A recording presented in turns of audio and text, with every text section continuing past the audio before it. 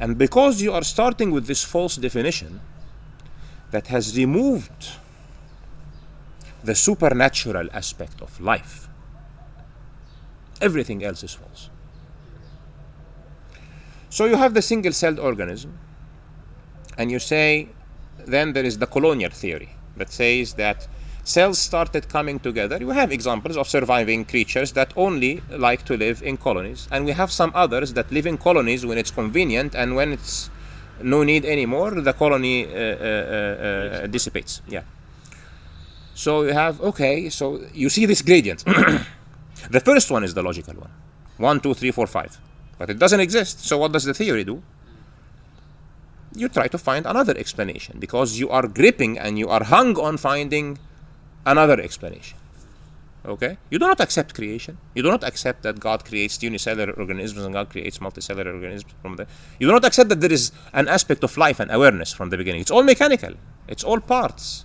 It's all little laptops at the core of your thinking. It's small nanobots, but made of organic material. So you say that 1 and 2 and 3 and 4 and 5 cells come together, they become a colony. And then what, guys? And then what? And then the colony starts specializing. Oh, really? Please show me one of those specializing colonies. They don't exist. Until when are you going to put mythology after mythology? Until when? Okay?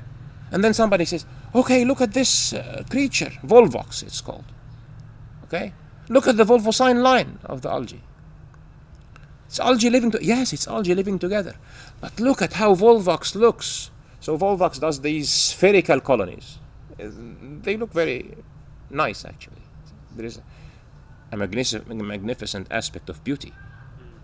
So they have these spherical colonies, and the cells on the outer surface are smaller cells, and they have their cilia. You know the cilia? It's like whips, and they do this coordinated motion, so that they move around. They are big, so predators that can eat piecemeals of one algae cannot eat them because they're stuck together. They make a secretion of what's called an extracellular membrane that keeps them stuck together. All right? And then the way this kind of creature reproduces is that when it wants to reproduce, it grows bigger. And until it has the material enough for 2 cells, it goes into 2. Or if it wants to break up into 16, it keeps becoming bigger until it's big enough for 16 and breaks. So it has this funny way of reproducing. Amazing. Yeah, very amazing. And I say, look, here is a colony that is the middle step between unicellular life and multicellular life. But guys, this is like a beehive. This is like an ant nest. They're algae living together. Where's the point? But don't you see the specialization? No, I don't see the specialization. So we are riding a boat, and some people are rowing, and some people are directing, and some people are cleaning. Doesn't make us an organism, you know. Still a colony. It's a colony, and we're cooperating. But then somebody says, but look, the cells that are on the surface. Do they call it superorganism again? No, they just call it. If you are reading a fair thing, it's called a colony. And then they start using the multicellular word in the same linguistic deception that the theory is built on. Okay, this is a multicellular colony, not a multicellular organism, right? And then they say this is multicellularity. But when I hear multicellularity, I am thinking a rabbit. I'm thinking a bee. Single organism. It's not an organism, for God's sake. Every single cell in this colony wants to live. It has its own. This is what life is. It has its identity. It wants to survive. And if you take it out of the extracellular membrane and throw it alone, it will continue living. Maybe somebody will eat it easily, but it will continue wanting to live. And then they look at the cells inside the sphere, which are the bigger cells that keep reproducing. They split and they go and make different colonies, right? And those cells So it shows you what the element of human ignorance has. You have a creature that is completely ignorant, which is the human being. And when you're ignorant, you should learn. You should not make nonsense hypotheses. But since you want to direct things in a specific direction, the more you learn and you grip to that direction, the more your conclusions become absurd. So they say, okay, this is the specialization. What is the specialization? The ones that are inside are specialized in reproduction. The ones that are outside are specialized in locomotion and vision, for example. Okay. So a bean queen is specialized in reproduction, the last time I checked. Right? And the worker bees. They don't reproduce, right? And the males. So what now? The male bees, They're bees are not. organisms, They are still independent organisms. and they're cooperating. Each one of them is. But then we learn more.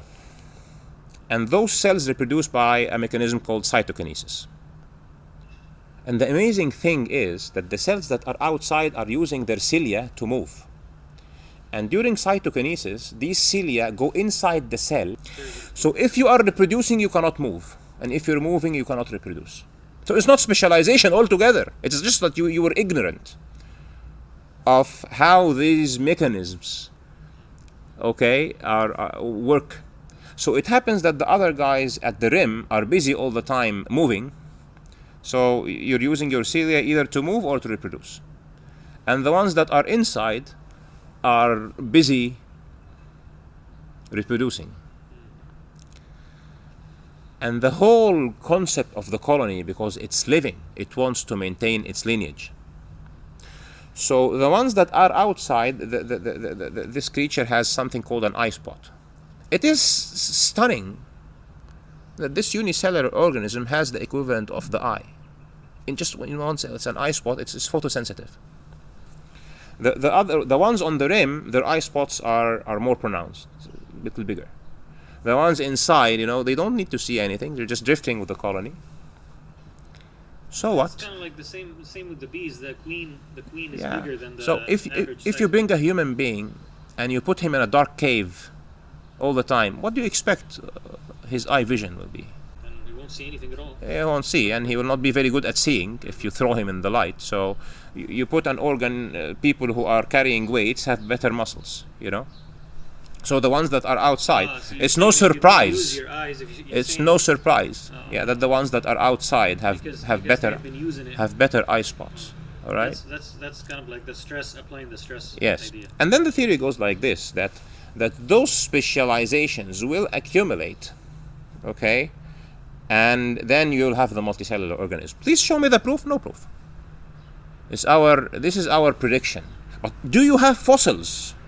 Do you have fossils that will show the gradient from true unicellular organisms to colonies that are algae, for example, okay, that have specialized?